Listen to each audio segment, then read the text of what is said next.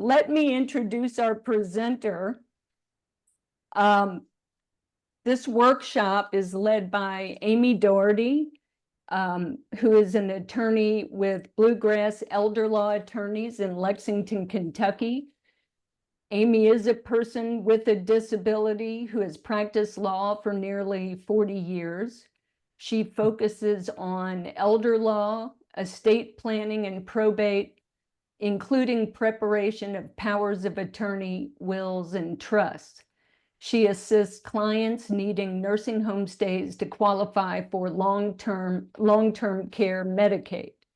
So I'm going to spotlight Amy so she can begin to instruct us. Hi, Amy. Hello. It's lovely to be with you this afternoon, and I am glad I can present on some of my favorite topics. There's no higher honor for me as a lawyer than to help folks make plans for themselves that work, that meet their goals, and that help to bring about a better life, an enhanced life. I practice law with 2 other attorneys. I like to say they're crackerjack lawyers. I think they're really good. And like I'm talking to you about doing some planning for your future, we've planned for the future of our law firm, and that both of my law partners are 20 years my juniors. So we want to be around for you if we've been helping you as clients. I like to do special needs planning. I am a wheelchair user myself, as was mentioned, and there's so many aspects of planning that we are enabled to do now that are useful to people with disabilities and to their families. So we're going to talk about these as life-enhancing planning options.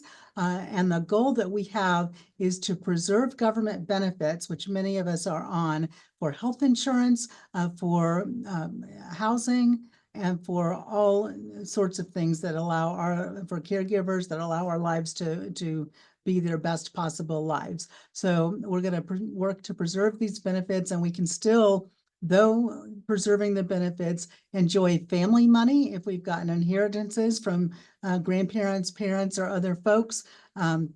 And we can enjoy the monies that we might have gotten from a personal injury award, regardless of the size, and we can enjoy our own earnings. We're going to start with the mechanism that can be used for us to enjoy our own earnings. That's the ABLE accounts, and then we'll proceed to 2 types of special needs trusts that you might be familiar with, and also pooled trusts. ABLE accounts, the technical name is Stephen Beck Jr. Achieving a Better Life Experience Act of 2014, helps disabled folks to save for their own futures. We all, if we're on benefits, get caught in the, really the, I guess the vice grip of the maximum $2,000 asset rule. So if you're on a means tested government benefit, by that, if you have no means, you can be on the benefit. If you have means, you can't be eligible for the benefit. For these people, you cannot, without these extra trusts and so on that we're talking about today, and the ABLE accounts, you can't accumulate more than $2,000 and retain your benefits. So these ABLE accounts have different names in different jurisdictions and different states. In Kentucky, which is where I'm from, we call them stable accounts. And they operate much like 529 accounts, which people are familiar with for one generation funding the educational needs of another generation. Very typically, parents and grandparents start these 529 accounts for newborns or toddlers and move money to them to pay for college. So we've got a similar availability of an ABLE account. It's established as part of the Internal Revenue Code. So this is really a tax type account, which is important to remember. What are the tax advantages of an ABLE account? Well, the earnings in those accounts grow tax-free. So you can put money in there and you don't have to pay taxes on the earnings as long as the funds are spent for qualified disability expenses, which we will talk about in a minute. And then distributions for those expenses are not considered gross income. And so that's a fairly substantial tax benefit for us in addition to the savings. So these ABLE accounts can be used by eligible individuals to pay for qualified disability expenses. One of the items that you need to be aware of, one of the characteristics you need to be aware of with ABLE accounts is that there is Medicaid estate recovery. So when a person who has this account established is on Medicaid, which is the government benefit to provide medical care if you don't have the means to get it from other places and you have to be low income. So if you are on that Medicaid benefit, if you die with monies in your ABLE accounts, one of the things that happens with those monies is they can be paid over to Medicaid to make up for the benefit that you might have received. So what are the protocols of ABLE accounts? They're established by an eligible individual who had a blinding or disabling condition that begins before the individual's 26th birthday. Well, it turns out that these accounts have been so useful to people that the law is going to change in 2026, and you can use an ABLE account if your disabling condition started before you were, or by the time you were 46 years old. So it's not just for young people's disabilities, but for older folks' disabilities as well. So the disability has to have lasted a year or be expected to last for at least a year. And then certain of the conditions meet some compassionate allowance, and you're automatically eligible without having to prove the year-long condition. One aspect of ABLE accounts is that you can self-certify your disability or diagnosis and become eligible. The self-certification is based usually on a written diagnosis from a licensed physician. This is a very important aspect. You don't have to go to the Social Security office to determine your disability, to set up these accounts, or to anybody else. I wanted you to know that in Kentucky, you set up the Stable account online. There's not a bank you can go to set it up. You have to do it online, and then that you're self-certifying. So just as a little aside, when I draft powers of attorney documents for people, when they name an agent whom they trust to come to their aid to help them do things, whether they can do them or not, or whether if they've had a disability set in and they no longer can do them, the agent can help with that. But interestingly enough, in the POAs that I draft, we have a paragraph in there that says my agent can establish an ABLE account for me. And that's because I don't know if my clients have had a condition that started before they were 26 and might be kind of invisible to me as a diagnosis. So that's important to think about, allowing other folks to set these up for you. What are the contributions that you can make to an ABLE account? Well, the amounts just keep going up, but the annual contribution now is $18,000. And that's going to be adjusted every year. This is a tax matter, and many of us are familiar with the annual tax exclusion, and this is going to mirror that annual tax exclusion.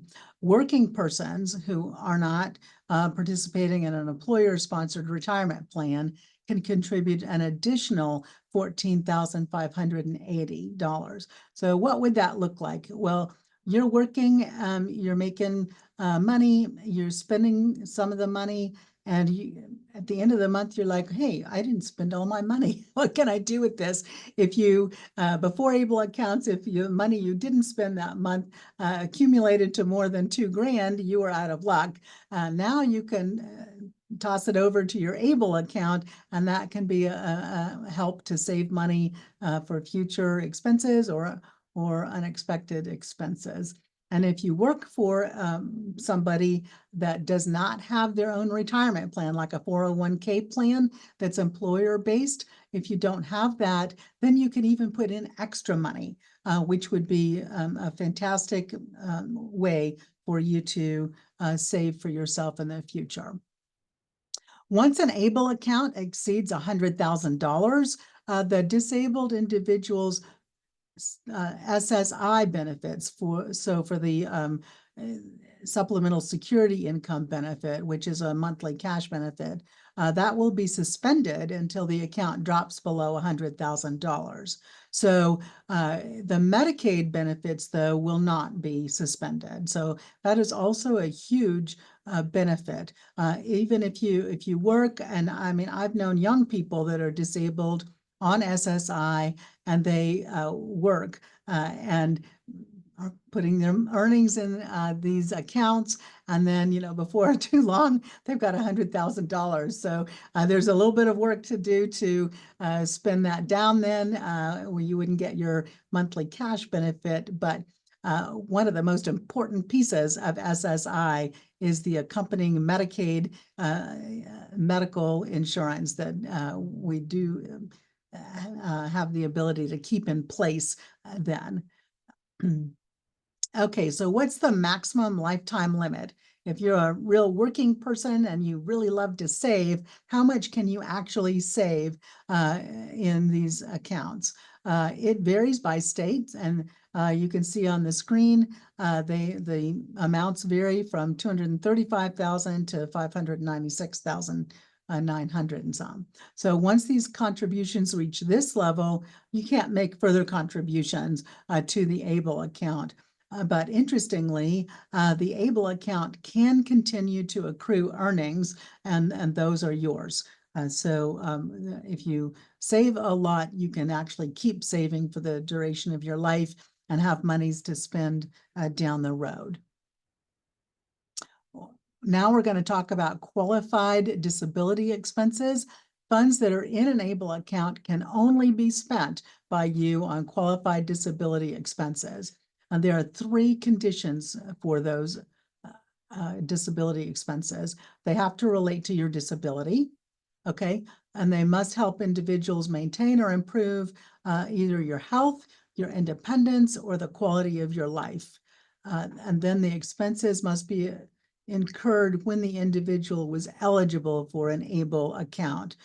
So you can't have a debt that happens when you are not eligible for the ABLE account, later set it up, and then use the money to pay off that debt. These are for life-enhancing purposes, and that's why you get the tax benefits, and that's why you're able to save while being on government benefits, because those things all enhance your life. So these qualified disability expenses include items related to education, some housing items, transportation, employment, training, ongoing support for your employment, assistive technology, health and wellness expenses. And importantly for me, you can even pay for legal fees out of this. And you can also pay for burial expenses. Any expense in these areas would be considered a qualified disability expense. All right, so I'm going to leave it at that slide, and we can take a break before we move to our next area. Are there questions that we would like to entertain? Yes, there are questions. So one that just came up is the lifetime limit a sum of all contributions ever made, regardless of the account balance? Well, that is an excellent question, and I'm actually just not sure I know the answer to that. as a disabled individual with a stable account, the purpose of the account is to enhance your life. It's not just to be a reciprocal for money. So you should have the money go in, you can save it for specific expenses, but then it should be used by you, because you're not just trying to hoard money. And one of the reasons is there's a state recovery, Medicaid estate recovery on the end of it. So why would we work hard to save the money and then just have it go back to reimburse Medicaid? But that question is an excellent question, and I believe it's a lifetime maximum, but I'm sorry that I don't actually know the answer. And So, we can clarify that just to be 100% sure, and send out with the Q&A the specific answer to that, just so we're clear. So I think there was also a question about the $100,000 limit versus the, does that mean you can save more than $100,000?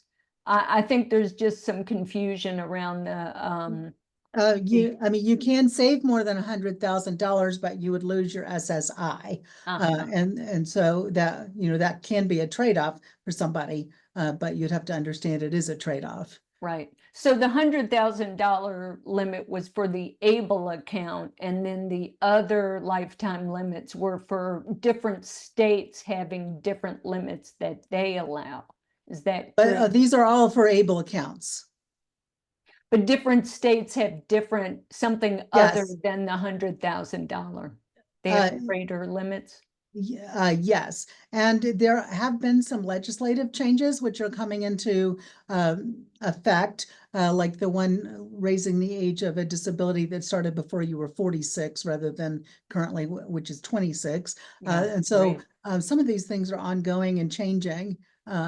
So to be a good advocate for ourselves or for those who are helping, we have to keep up with the laws. Yeah. So another question was sort of from earlier part, and asked, what would a doctor need to include in a written diagnosis? I think something would be sufficient, that this person has such and such condition, and the condition began and some date or some season before they were 26. So yeah, and hopefully next year or the year after before 46. Yes, that's what I'm saying. Yeah, yeah. Okay, usually when doctors write statements, they're 2 or 3 sentences long. I mean, not expecting that what's going to be required is, a discourse from your medical office. Yeah, yeah. So then another question was, this person was just told today that a state ABLE account in Ohio cannot be used to pay for vacation. Do you know, is there another suggestion for an individual with a disability who wants to save money for vacation?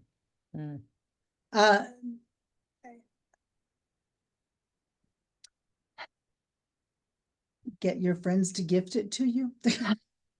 So, I Yeah. mean, if you get your doctor to say that your wellness is hampered by the fact that you haven't had a change of scenery, I don't know. I guess it depends on how risky you would want to be, but using the ABLE account for things that relate to your disability is important. If you have enough money to begin a special needs trust, which we're going to talk about later, one in your own name or a first party trust, then you can use that money for vacations. I think there's one more question and then we should go on, but a couple of people have asked about the Medicaid recovery piece. If you could say a little bit more about that. Well, the way this process works is that you are being empowered to save money and still be on government benefits. So the government benefits are that most of us, think about in the disability community are for people who have a disability and who don't have other means of support or can't work full time. And so it's the ABLE accounts are kind of a hybrid that say, hey, we know you might need medical insurance. We know you might not be able to provide all the things for yourself because you're disabled or because your disability causes a lot more financial pressure than a normal job person, would be facing. And so we're going to let you use this pocket to gather more money, even though this is a means test that's supposed to be for somebody that has very low assets. And the trade-off to that is if you gather this money and you don't use it, then Medicaid is going to get paid back. If you wanted to use the money as it came in, without the benefit of the restrictions of an ABLE account, then you just wouldn't be on Medicaid. So, I mean, that's a choice that you can make.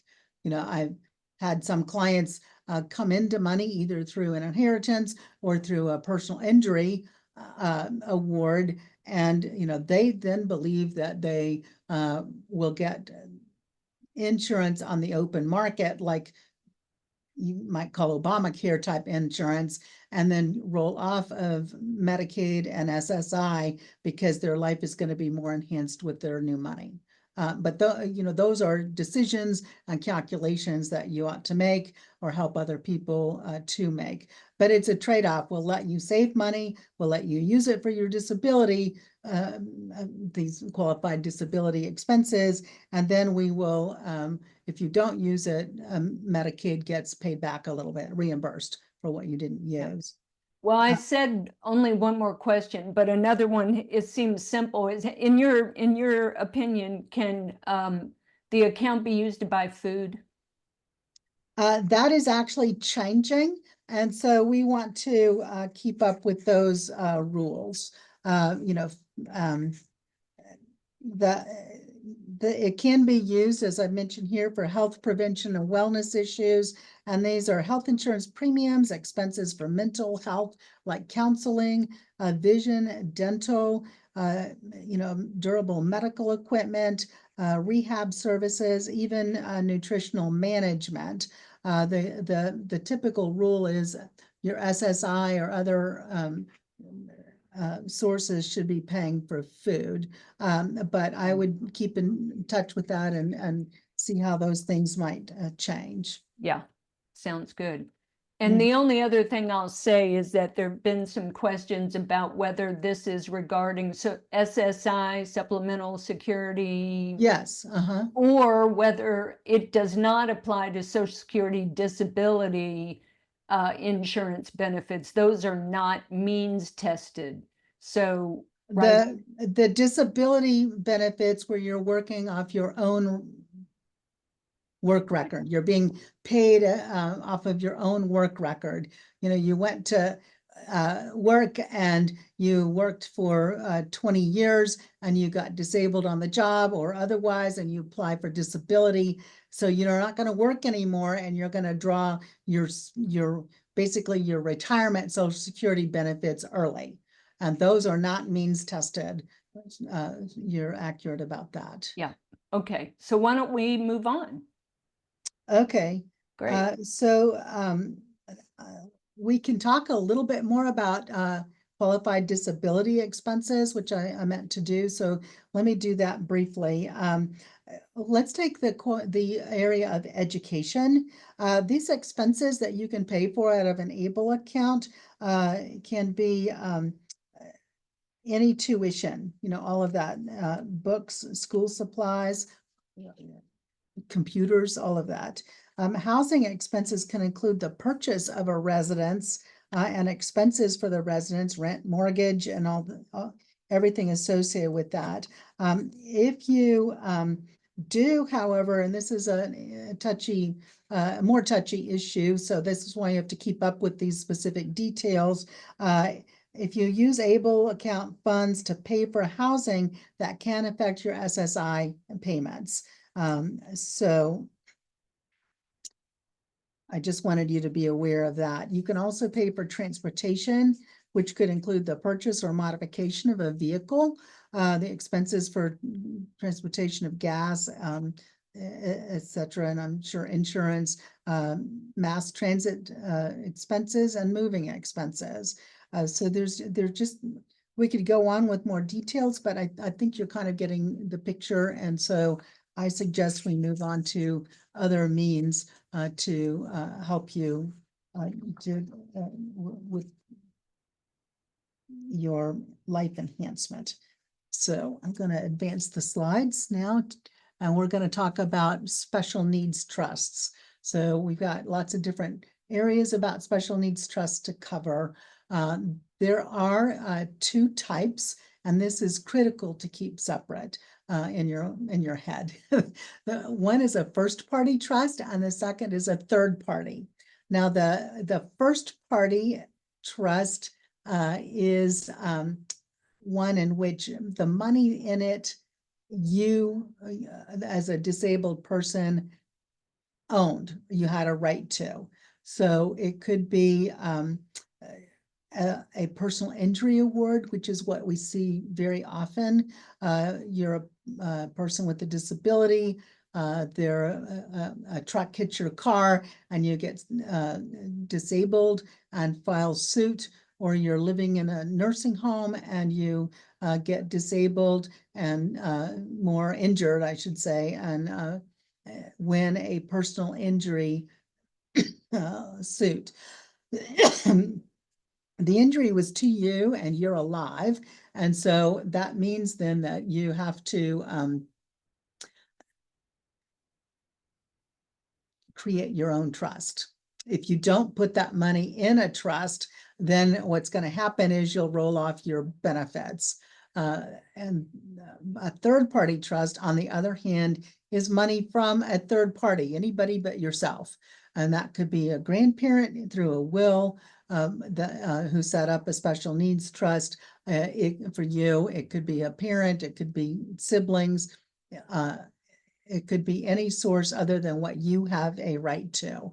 Now, what's important to understand there is just because your grandparent left you an inheritance, if the grandparent didn't say, oh, and I want this inheritance to go in a special needs trust for my beloved grandchild, then you have a right to it outright when they die and you get the money. And so then you would have to put that family inheritance in a first party trust, not a third party. We'll get to this in a minute, but incidentally, both of these trusts can be managed by a pooled trust. The trusts have to be structured to supplement but not supplant government benefits. And that's usually the shelter and food. The shelter and food issues. So you can use these trusts to pay for everything other than rent and food.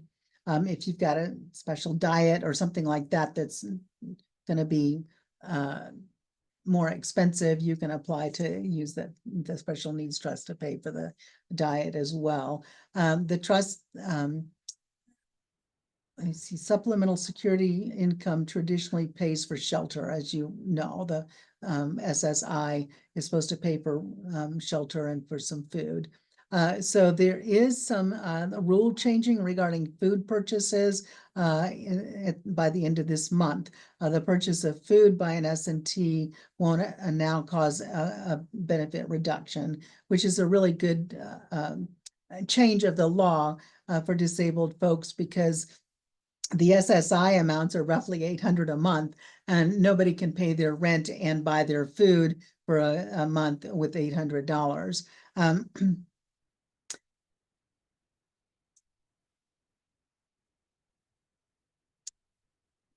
Okay, so what is a trust? Let's talk about that. It's a division of ownership. So when you've got this first party trust, it was money you had a right to, you can set your own trust up, but it also can be set up by the statutory code that you see listed on the slide. 42 USC 1396. It can be set up by any of these people, and an individual was added to the list late in the game. It used to be that even if you had your own personal injury award, or you received an inheritance from somebody outright and you were an adult and could manage all of your money, you still had to get someone else to set the trust up for you, because the rules of the law have to be followed specifically, and it did not list that you individually could set your own up. But that has been fixed now through a great national advocacy changing the law. This is called a payback trust, or also a D4A. That's a reference to this federal statute that allows these to be set up. So these trusts are not treated as countable assets for means-tested benefits. So you can need Medicaid because most of us cannot pay for our own health insurance, or definitely not our own health care. If we have a disability and need a lot of health care, the most valuable benefit we get from the government is that Medicaid card, and then leading to a Medicare card to pay for all of our health care needs.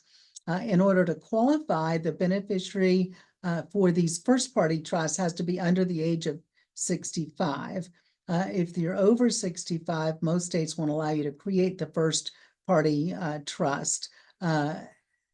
And sometimes you can create them as pooled trusts, which we'll mention a little bit later, even if you are over 65. So again, these trusts are funded with monies belonging to the individual with special needs.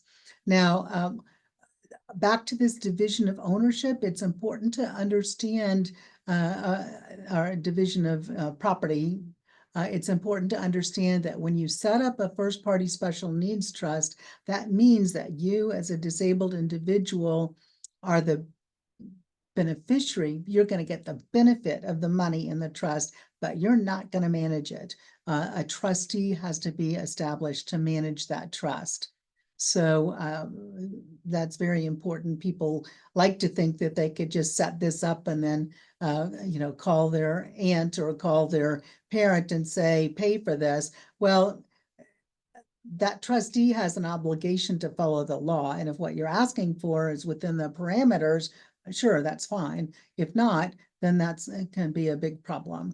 And there is Medicaid estate recovery. And again, it's for the same reason as on the stable or able accounts, because this is a policy created by statute that just says, hey, we're going to allow you to qualify for means-tested benefits, which normally you can't have more than $2,000 and qualify for those, but we're going to allow you to continue being eligible for these means-tested benefits and still have the benefit or the use of this other money during your lifetime. But if you don't spend it all, then Medicaid gets reimbursed, because without this statute, you can't be on Medicaid. You just have to pay through all of this money for whatever you needed, and then be impoverished again back to the $2,000 level and roll back on the benefits. So it's really nice that you can do other things with the money and still maintain that cornerstone of government benefits, Medicaid, and then down the road, Medicare for your healthcare needs. Then we have third-party special needs trusts. They are created and funded by a person other than the special needs person. And one thing that's really important is no funds belonging to the beneficiary may be placed in the trust. It corrupts the trust, and you don't get the benefits from it. So a lot of times people, such as family members, have let's just take this example. Grandparent leaves money in a special needs trust for grandchild. Parent then files suit because of an injury, and the special needs person got a PI, or personal injury award. And the parent who's the trustee says, hey, I already have a trust for this person and we're using it. Let me just put this other money in the trust. Well, that's a really bad idea, and it corrupts these, and it means that you could get in some serious trouble with the IRS when you file taxes. And by serious trouble, you're just not eligible for the benefits anymore. So I'm not talking about a prison term or anything like that, but you want to follow the rules for these trusts so that you can receive all the benefits that they provide for you. Multiple family members or others can place assets in a single trust. So if granddad creates the trust for you, mom and dad, stepmom, stepdad, siblings can all add money to the trust, which is a great tool to keep enhancing the life of a disabled person while still maintaining their benefits. Interestingly enough, maybe I'm just interested in this from a lawyerly perspective, but if you look at this slide, there's no statutory reference here. And that's because these third-party special needs trusts are common law sole benefit trusts, they're called, and they're discretionary. So it's when it's a common law trust, it's created, there are mechanisms that were used to divide and benefit people from, divide like indicia of ownership, I call it, who owns it, who manages it, who gets the benefit of it. And those are things that were set up in England well before we were ever a country. And that's what common law means. And so we have inherited a lot of trust law, but you can still be receiving a great deal of benefit as a special needs person if somebody designates this as a special needs trust. One of the most marvelous things about a third-party special needs trust is that there is no Medicaid payback provision. So if the disabled person dies not using all of the money in their third-party special needs trust, the trust document itself, when it was initially created, should list other beneficiaries. So disabled person dies, and then that person has siblings that mom and dad left less money to, or it doesn't matter. Mom and dad, say, well, if this person dies not using everything in this trust, then the other beneficiaries are their siblings or their siblings' children. It's whoever the person that established the trust wants to name, or the class of person that they want to name. So the trust creator can name whoever they wish to be the contingent beneficiary. The special needs person will be the beneficiary. So also, although these aren't used very often, a client with a spouse with special needs can establish a third-party special needs trust in their last will and testament for a spouse, and then leave the remainder on to other people. So those assets would need to go through the probate process at the death of the person that was establishing the trust. And that would enable them to fund the trust at that point. Okay, we could stop there on just talking about these types of trusts, special needs trusts, whether they're first party or third party. I don't know if you have other questions for me about that. Yeah, we have quite a few questions, Okay. which I doubt we'll be able to get to all of it. Well, I don't want to be negative, but so let me, I'm going to go in reverse order here. So starting with questions that just came up, just because that's easier for me. Does there have to be a specific diagnosis in order to be eligible for these trusts? You have to meet the federal government definition of disability, which is and drawing, and be eligible to draw a government benefit. So most of us probably know that the Social Security Office defines disability as a person who is not able to be substantially gainfully employed. And so that's the kicker. If you cannot be substantially gainfully employed, then you meet the standard of disability. Of course, you have to prove all that to the Social Security Office and get the designation as a special needs person. You can also do that through state agencies at the Medicaid office. So you have to be approved for benefits basically in order to open the trust, or? You have to be eligible for them. And it's eligible, but not necessarily approved. I mean, there are some people Okay, that would be eligible for benefits, but they never want to take them, for I whatever see. reason. I see. So, and I just have had some, interesting encounters with clients over the years because, as has been mentioned, I'm a wheelchair user and I have quite a significant disability. And I've had clients come in who are walking into my office, and I know they have a disability and they've got the paperwork to prove it. But sometimes we just start laughing because I'm the one in a wheelchair and they're, walking into my office, and I don't meet the standards for disability because I am substantially gainfully employed. So it's kind of fun to have that going, but it does show the distinctions involved in what you would need to be a special needs person. It's Okay. the substantial gainfully employed. And there can be other functional situations with children. The childhood SSI is based on functions, obviously not on work because we don't have our children work. But if you meet some functional delay standards, which are all specified at Social Security and proven by your medical team, then you can be the subject of a third-party special needs trust. And would you recommend someone to ask an attorney for specific questions for their own situation so that they do everything correctly? Yes, one of the tricky pieces of having a third-party special needs trust is being able to come up with a trustee, the manager of the money, that's going to understand the laws and comply with them. I mean, most family members would be happy to comply with the laws if they understood them. I'm not suggesting otherwise, but I have people say, I think, I need a trust, but they've got $30,000 and, you don't want to undertake the expense of setting up that trust and having it managed by a third party necessarily, but there are some other alternatives for that situation. But just so you understand, all of these trust questions are very fact specific.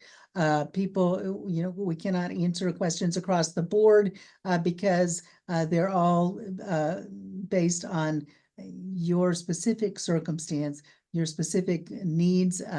And so, yes, seeing an attorney, and not just an attorney that might be a generalized attorney focusing on meeting community needs, but you need to, in their area, but you need to see an attorney who has experience with special needs planning to bring about these documents. And these trusts are about being able to save or acquire more money than the asset limit is. These trusts don't avoid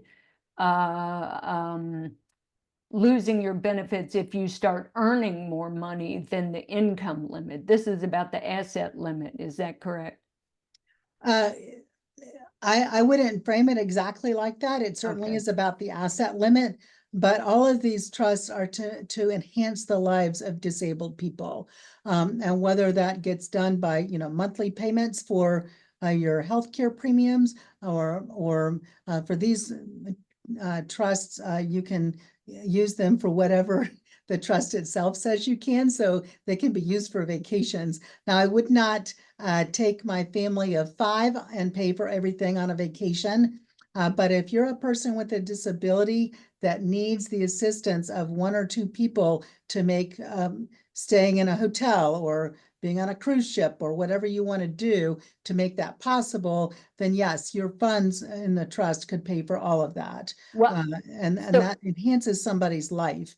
But well, the let me state it differently. I didn't say it very well. When someone is on benefits, there are on these means tested benefits, there are asset limits, and then there are also income limits. That is, you can't earn more than a certain amount. And these trusts don't help you avoid those income limits. They just help you with, so you can't go get a job and make $50,000 a year and have the special needs trust help you keep your benefits when you're earning that much.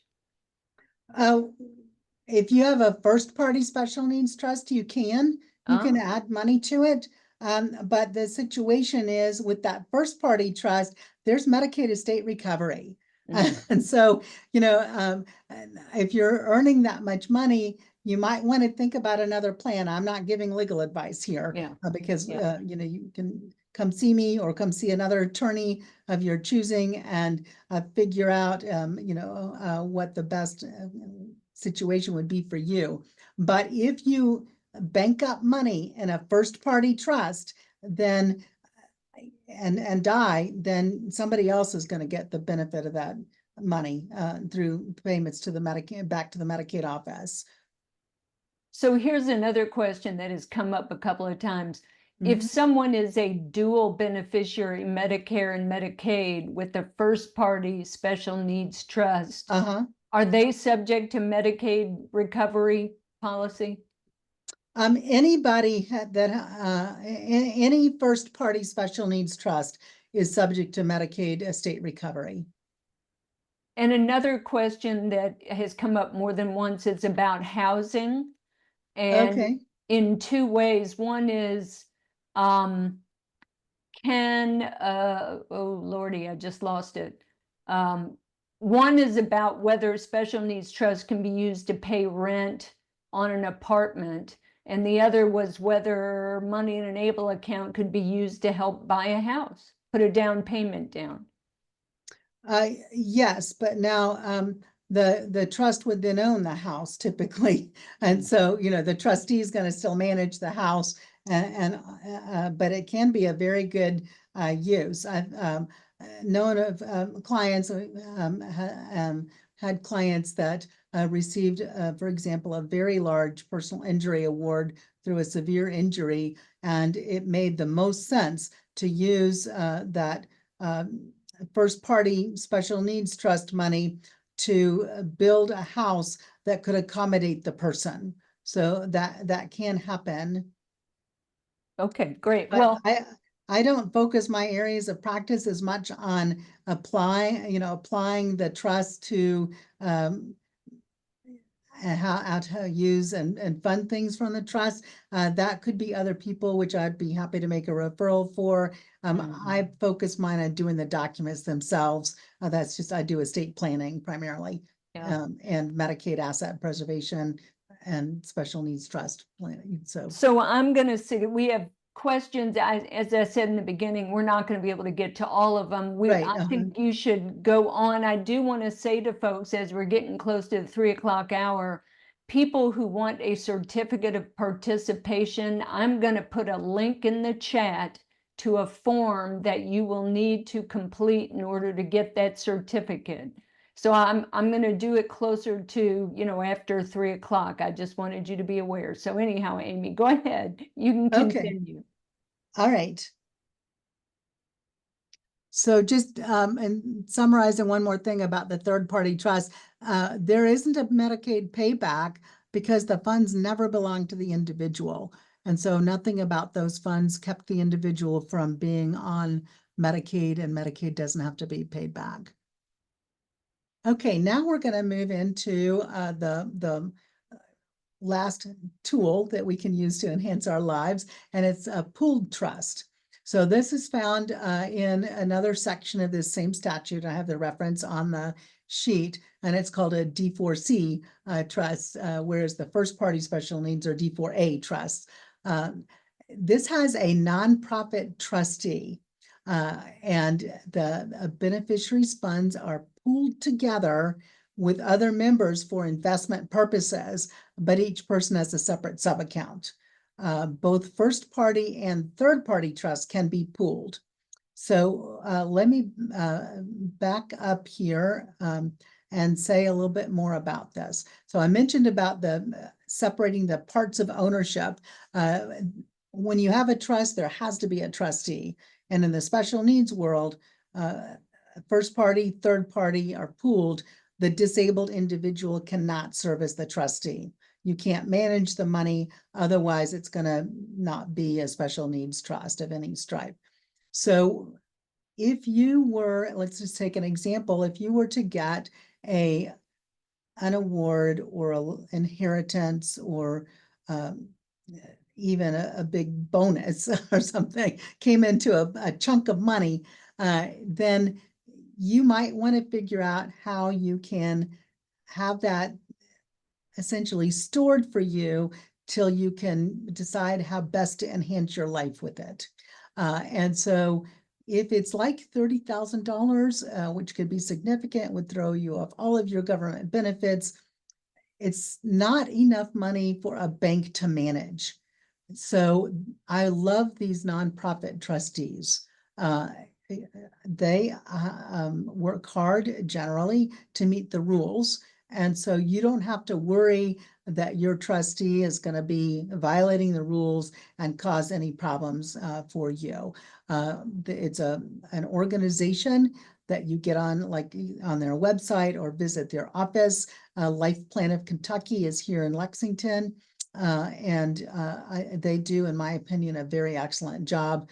Full disclosure, I did used to be on the board, but I think they're an excellent organization. And so you call them up and you say, hey, I got this extra money and I need my SSI. Can I come sign the papers? And so you would be signing, or somebody on your behalf, if it was a third-party trust money, would be signing a joiner agreement. So it's just a set of papers. You would read through that and say, yeah, these are rules I can live by. Or if you're a parent, these are rules I can live by for my kid or whoever you're legally responsible for. And you sign that document, and one of these sub-account, it's basically an accounting account, is set up for you. There are some fees involved. For the life plan, you pay like $500 to start it, set up the account, and then the money is managed by the investors that the pooled trust has selected. They have a variety of investors. They keep up with how the accounts are going. They set the rules and the parameters, and it just is nice because you pay a small amount of money, but you have all of the functions that you would need to have your money managed and then have it available to enhance your life or the life of your disabled loved one. So the other cool part about these pooled trusts is that assets remaining after the death of the beneficiary may be retained by the pool and help other disabled people. I had a client once who needed benefits, and she came into some money and she knew it was closer to the end of her life because she had a bad diagnosis. And she asked me what to do. She couldn't afford to just roll off benefits because she needed the medical piece. And I said, hey, we could set up this pooled trust. And when the money, when you happen to pass away, then the money is going to stay there and can benefit other disabled people in Kentucky. And she loved that idea. She liked it a lot more than just paying Medicaid back. And so you've got choices, which is really a nice thing. So like I mentioned, it's an excellent tool for smaller amounts that could be a huge blessing to you, but still, most banks or trust departments are not going to be looking at managing money for you unless you have 500,000 is about the lowest I see. There may be some local banks that would do 250,000, but then you've got to set up the system yourself. And this one is already set up and well recognized. Most states have good pooled trusts. So that's a very valuable asset for you.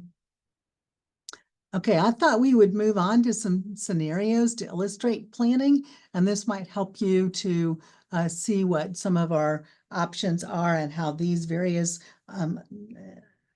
trusts and ABLE accounts can help you. So Wendy is a 20-year-old and she was disabled about 4 years ago when she was 16, a minor. She lives with her parents and she doesn't pay rent. So many of you know if you're living with somebody not paying rent, then your SSI is automatically reduced by a third. Sometimes we don't care because that still leaves you with the all-important Medicaid coverage. But we also know that Wendy's share of household expenses is $500. What can she do to increase the availability of monies to her and have more planning options? She can open an ABLE account. She and others can deposit monies up to a total of $18,000 a year at this point. And that's really an interesting aspect about ABLE accounts. So even if she was earning a very little amount and wanted to put that in, if she was earning, $800, she could pay her parents $500 for living with the expenses of the rent and so on, and use the $300 to keep on funding her ABLE account. She might have friends that say, hey, I know you want to go to school. I want to help you make that happen. Can I make a gift to you for your upcoming school books or tuition? And your friends can write checks to your ABLE account. So that's an enormous benefit and to get up to that amount. And then Wendy can pay her parents' rent. She's an adult in our example, and in my experience, adults really enjoy being adults and covering their costs themselves. And so it's a better economic situation, and it leads to more, in my opinion, more independence and sense of control and confidence. And then the other thing that happens is her SSI check will go back up to its full amount. So Wendy's our first example. And then we have another example of Peter. Peter has Down syndrome. He's 40 years old. He works as a bagger at the local grocery. And of course, he's very beloved. He can only save $2,000 at a time. And that's something that keeps him from using his earnings. A third-party trust is established by his parents, or was established. He's living with his brother Michael now in our example. And again, he doesn't pay rent. A lot of family members don't like the feel of collecting rent from a disabled loved one. So what's Peter going to do? Any ideas? Well, of course, he's going to establish his own ABLE account to hold his excess income. He's going to pay rent to Michael, so his SSI goes back up, and he actually gains the confidence of providing for himself. And then the trustee of the third-party trust can deposit money into the ABLE account if needed. So that is a way to make it, more fluid and usable by Peter, and still increase his benefits. So maybe before we move on to Lily, I could stop here and take some more questions if that's a good plan, Liz. Sure. Someone just asked about Wendy. Okay, we will go And back I don't to know if you're Wendy. gonna, this is pretty, it's a tax question. I don't know if you're gonna know this, but I'll give it a shot. If Wendy pays for rent from her ABLE account to her parents, do her parents have to account for that rental income on their annual taxes? No, I mean, I don't do tax work, so always see your accountant or CPA. However, what you want to note in the first slide about Wendy is that she has a share of household expenses. What I do for my clients is get whoever's managing the household or paying all the expenses to tell me how much they're paying monthly. So monthly utilities of X amount, monthly gasoline fuel costs of Y amount, paying for the lawn, paying for the insurance on the house, the taxes, the routine maintenance, all of that thing, all of those costs. And then we divide it by the number of, I usually just divide it by the number of adults, since kids should get free ride and be provided for by everybody. But Wendy's an adult. And so in our example, it says the expenses of the household, her share are $500. And so if she's living with two parents, that means the household expenses per month are $1,500, and she's going to pay her share. There is no rent money. Her parents are only being reimbursed. So the slide could be changed to Wendy's, I'm sorry, the wrong direction. So Wendy can pay her parents rent. It is rent, but in this case, rent is a reimbursement from expenses that are caused by her living there, or the value she's receiving. It's not, paying your mortgage and you pay the utilities, and then the landlord gets an extra $1,000 because they own the land. That's not the situation. A question has come up a couple of times about whether you can use an ABLE account and a special needs trust. Oh, yes, definitely. I would do both. And well, one example of that easily could be that you're earning some money, you're not spending it all every month for whatever reason, and so you want to continuously feed the ABLE account with your excess earnings, but then you get an inheritance from granddad who did not put it in a special needs trust, but he left you a cool $100,000. You would then use your ABLE account for your own excess income, or like I mentioned, things friends or others wanted to leave to give to you for kind of a continuous flow of benefit.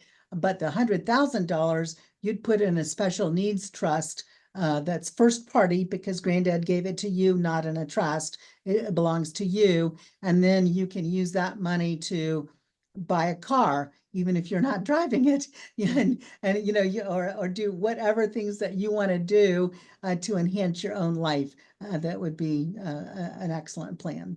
And you could put that in a first party trust that you create with the help of an attorney, or you could put it in a pooled trust too. That's absolutely correct. And you could go ahead and create a first party trust and then take the trust to the pooled trust. It just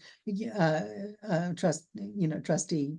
But that could be redundant, but it would be legal. So yeah, you can definitely do all sorts of planning. But I'm going to ask this question, which I think I may have asked before, but it's coming up. So I'm going to, okay. in case I'm misremembering, can a special needs trust be used to help with housing or to add to a down payment on housing? Yes. Now, trusts are documents that are created by grantors. There are other words, trustors, settlors, whatever the word is. But somebody has created that trust. I'm not talking about the jointer agreement or the joiner agreement on a third-party trust. On a pool trust. I am talking about either the first party or the third-party trust. So the trust itself has to be followed. And family trusts often say, I want this money to be used for blah, blah, blah, blah, blah. Mm-hmm. And then you have to follow those rules.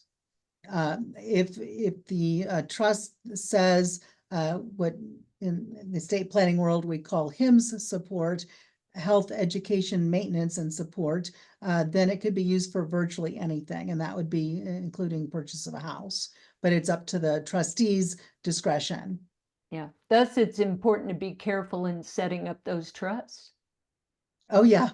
Yeah. It's not a do-it-yourself project. Yeah. Please don't download a trust you find on the internet. Okay. Yeah. So I know you have a few more scenarios, so why don't we check those, and then we'll see if and folks, if you look in the chat, you should see the link you need to fill out the form for the certificates of participation. Let me know in the Q&A if you have trouble. Okay. Okay, so we've got Lily, who's a disabled adult, and she receives SSI and Section 8 housing, which is also a means-tested government benefit. She works at a daycare. She needs sunglasses and reliable transportation, and she gets an inheritance of $50,000.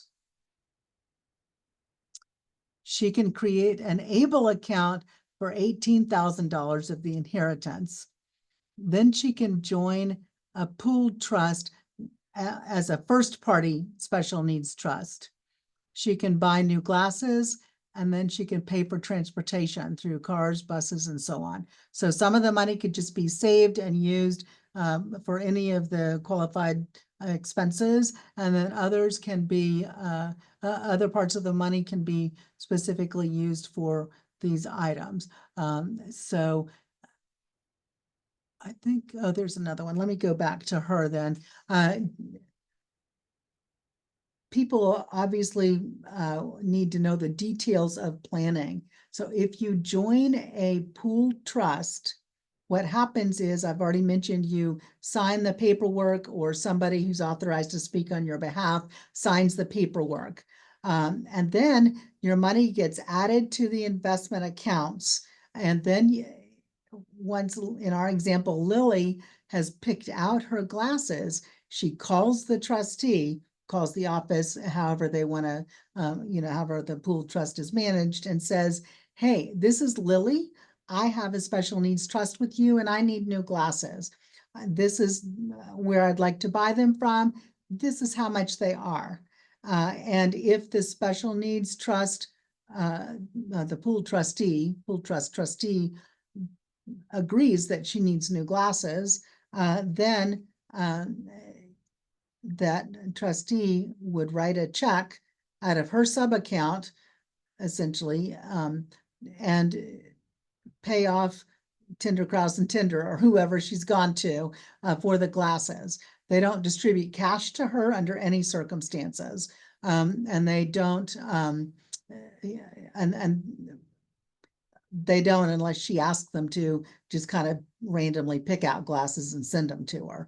It's something that the special needs person can participate in, and then request the trustee to follow through with it. And as long as it meets what the paperwork that they've signed up for, this special needs person needs X, Y, and Z, then the trustee can use their discretion and buy those. I mentioned I was on the board of a pooled trust for a while, and they had protocol that if a beneficiary was asking for more than $2,500 at one time, then the board needed to approve it. And so usually it was pretty standard, and it was like, yeah, they need car repairs. Well, of course, occasionally there would be a beneficiary who would ask for the same thing over again and not be taking care of what it was. And then they're draining their pool trust sub account to the point that they're not going to be able to enjoy the enhanced benefits in a reasonable manner. So, there is trustee discretion, but these trustees really work hard to meet the needs and enhance the lives of the participants. Okay, now we've got Tink. This is a woman in her 70s. She has no children, and she has some severe medical issues, scoliosis that's very bad. And she's on SSI and on Medicaid. So she doesn't have a lot of income, and she's also receiving Medicaid benefits. When somebody went through her house, or just her friends got together and they're like, hey, she's had a hard life. We're going to throw her a party for her 72nd birthday. Let's all just pass the hat. And lo and behold, she ends up with cash of $75,000. This might sound outrageous. It's actually taken from a client that I'm familiar with. And so what do we need to do to plan for her? She can establish an ABLE account, because the scoliosis started before she was 26. And starting next year, she could establish it if the scoliosis started or was a disabling condition that she certifies before she was 46. Generally, she is too old to establish her own first-party trust. A freestanding trust, it has to be for people less than 65. I think the policy decision from the government behind that is, if you're 65 or over and you have this money, well, you should just go ahead and spend it on yourself and not use government benefits for that purpose. Then after it's done, you can go back on benefits. Whereas if you're younger, they're like, yeah, we'll continue the benefits and you can enhance your life in other ways. So she does have the option. It does depend on the jurisdiction. In Kentucky, she would have the option, with Life Plan at least, to open up a pooled trust, even though she's 70 years old. Sometimes the markup is 65, and we're kind of waiting for the dust to settle about the federal rules on that. But currently, she could open a pooled trust, first party, and enjoy that $75,000 that her friends gave her to enhance her life. You know, she could take trips with a friend. She could take a painting class she's always wanted to do. Whatever it is that would make her happy, she can do with that money. So I believe that that is the end of my slides, and I'm happy to take more questions. There is it's a slide for additional resources here. You can see that it's the ABLE National Resource Center. There are lots of ways on that website that you can learn more information about what we've been talking about today. There's also a directory of pooled trusts because they are typically statewide or region-wide. I know that there's one in Florida, I think, that accepts money from maybe all over the country. I don't know the details, but because pooled trusts and ABLE account trusts are often done online, there are lots of online resources that you can assist yourself with. Great, thanks, Amy. And yes, there are a Okay. few more questions. Okay. And I do want to say, you know, again, can't get to all of them, that the ABLE National Resource Center has just tons and tons of detailed Right. information. So I recommend people take a look. One question is, does the 1/3 reduction count for transitioned aged youth still at home receiving SSI? I don't know when that starts. I believe the whole SSI program for children is different. As I mentioned, it's based on functions, and the adult program is based on whether you're able to be substantially gainfully employed. And so you would actually, for that kind of specific question about Social Security benefits, would need to consult with a Social Security benefits person.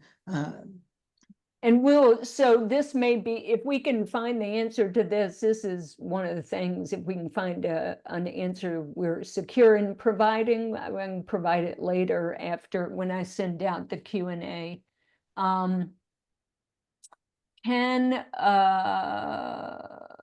Let's see.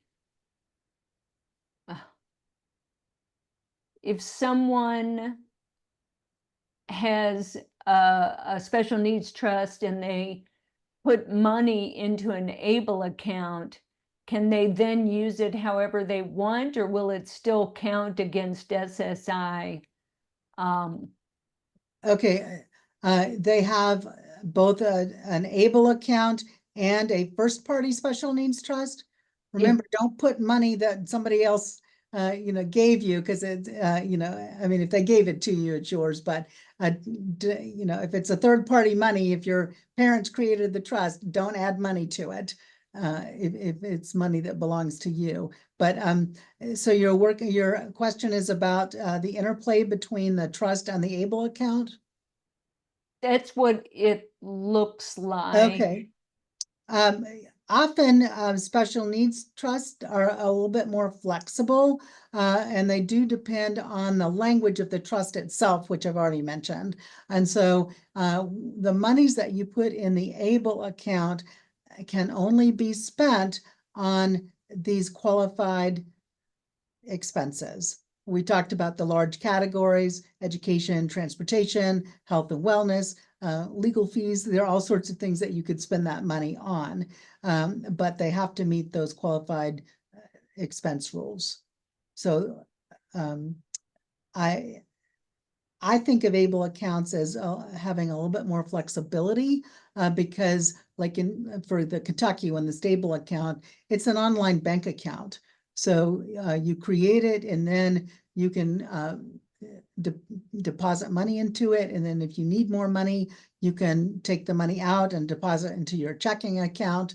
And that's different. The special needs trust, whatever the variety, have another person as the trustee. And so, and they're the gatekeeper to getting you your money. And so that's going to be a different arrangement. I'm not sure. And often I have tons of clients that take vacations on their special needs money, but it would be difficult to take vacations on your stable or able account money. Got it. Can you, let's see, can you discuss, this actually may foreshadow our upcoming workshop on Okay. October 9th, but it says, can you discuss being able to save more money when employed versus not working for able accounts? Okay, so we went over a slide on this. The maximum that you can place into an able account is $18,000 a year. Now, that maximum changes if you are employed and your employer does not have something like a 401k, a retirement pool that you place money into. So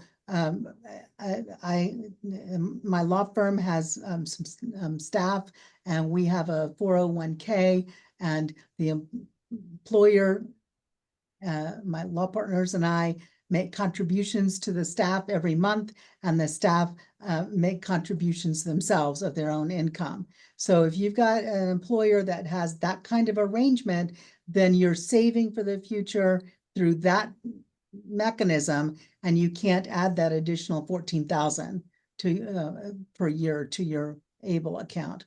But if you don't, and your earnings support it, you can definitely add that additional 14,000. I see. So it's literally 14,000. I think it's 14,500. I mean, I have to Okay. go back to the So, slide, but yeah. So if you're working, you can put that much more into your able account a year. yes. Yep. So Wow. the law is moving in the direction of allowing disabled adults who need government benefits, primarily for the medical insurance piece and so on, to have savings that come much closer to mirroring able-bodied folks' ability to save money through an employer. Okay, here is how does one show that able withdrawals were used for qualified disability expenses? I don't know, you can't give specific advice, but it's followed by the sentence, I have a client whose parent believes that the client is being charged income tax for his able withdrawals. Well, I have not read the rules for taxation purposes. It grows tax-free as long as it's in the able account. When you pull it out, that's a different story. The earnings, you might be paying some taxes, but that's something that you should get a tax professional to look at the actual IRS code and the rules on those withdrawals. What was the first part of the question? It was Oh, I'm sorry, I remember. So you have to, when you are using money and need to prove that you used it for a specific category of eligible expenses, please keep receipts. It's you're going to college, keep the receipt where you bought your textbooks. You're needing to go to yoga classes because your health would be benefited by that. Keep a receipt of signing up for the yoga. I mean, you just have to keep your stuff together. Okay, here's another. Well, I mean, you're not gonna just pull out money from your able account and spend it on, ultra processed food at the grocery. I mean, Yeah. that's gonna be a really bad idea. So, okay, good point. So if I put money in an able account, will that bring down my earnings for Social Security disability, not SSI? you mean for just Social Security retirement Right. purposes? Well, Social Security disability insurance. I don't specifically practice Social Security law, but I do not believe that would, No. it's, you earned the money, so it should count as your maximum, Yeah, when you get your, the indication from your employer of what you earned that year, it doesn't matter that after you earned it, you then transferred it to a stable account or an able account. So that's right. I don't think That's there right. would be any problem with that. Yeah. Yeah, it does not help you avoid exceeding your substantial gainful activity limit. An able account does not. Well, I mean, it depends on how you look at it, because you can keep your, benefits that you can keep the Medicaid benefit, even though you've added that much more of your earnings. So yeah, you can, you know, that's kind of at the heart of the matter. So, But that's not about Social Security disability insurance. You're just talking that this affects means tested benefits. SSI is means tested. I'm talking about not SSI, just Social Security disability, SSDI, for people who Okay. are receiving benefits because they paid in, they worked and they paid Okay, in. Yeah. if you're earning off your own work record, there are no limits to the money that you can earn later. I mean, let me rephrase that. I'm Yeah. not sure what the limits are Yeah. about that, because you've got to watch whether you need to understand from Social Security what level of employment they would consider substantially gainfully employed. Yeah. And if you're meeting that level, you're not going to meet the disability standard to go ahead and earn income off your own work record. That's right. And we are having Amy, will you advance the slides once more? We are having a third, one more. Oh, no, that's it. It's this Working well. one, Yeah, working well yeah. on benefits.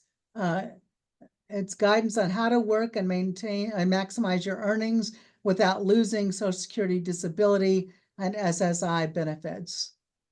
Right. So that's coming up in 3 weeks, October 9th, which will get into this, what happens with Social Security disability, insurance benefits and SSI benefits with work.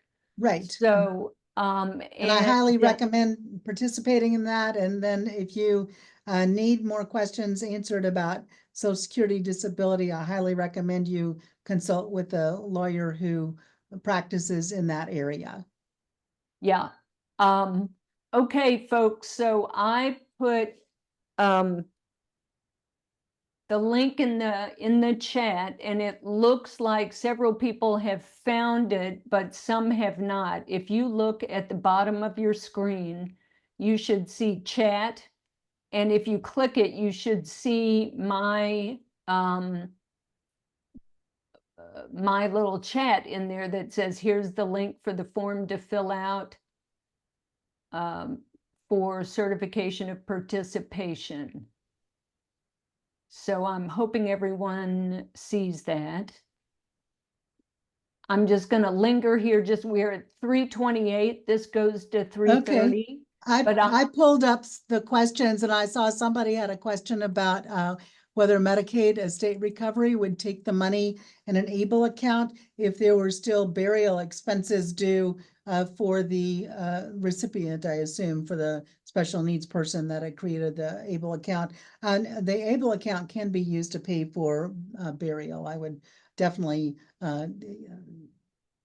work on that and ask for that. It's the funeral expenses, burial expenses are almost always an exception to means testing things and getting Medicaid state recovery. Right. Let me see if, yes, can you please send it out? Here's what I want to ask people to do. If you have not seen it in the chat, and it looks like, again, let me see, not able to see the link. Oh, y'all, I'm so sorry. I thought that I could enter this something in the Q&A, but it's, as the host, it's keeping me from entering in the Q&A. So I've put it in the chat, and here's what I'm going to do. I'm going to email the link. Oh, good. See, someone got it and completed it. Others got it. I got it both ways. So lots of people, if you're not, I'm just going to stay on here a couple of more minutes so that you can Okay. click the chat, not the Q&A. I can answer a couple of more questions as I pulled them up. Sure. You can also maintain an ABLE account and a regular bank account.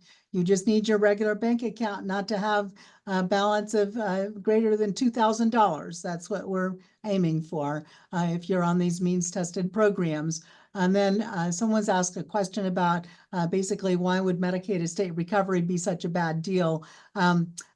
I don't think it's a bad deal, actually. And the reason that I was saying that you can avoid it is because, or should avoid it, is because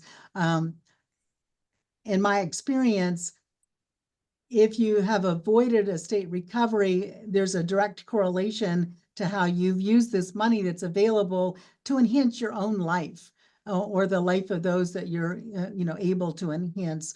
And I think it's important to use money for the people that it was given to, or for the people that earned it on themselves, and to have a better life. But there is nothing wrong with Medicaid estate recovery. It's a fabulous program. A lot of people are on it, and not giving money to people that didn't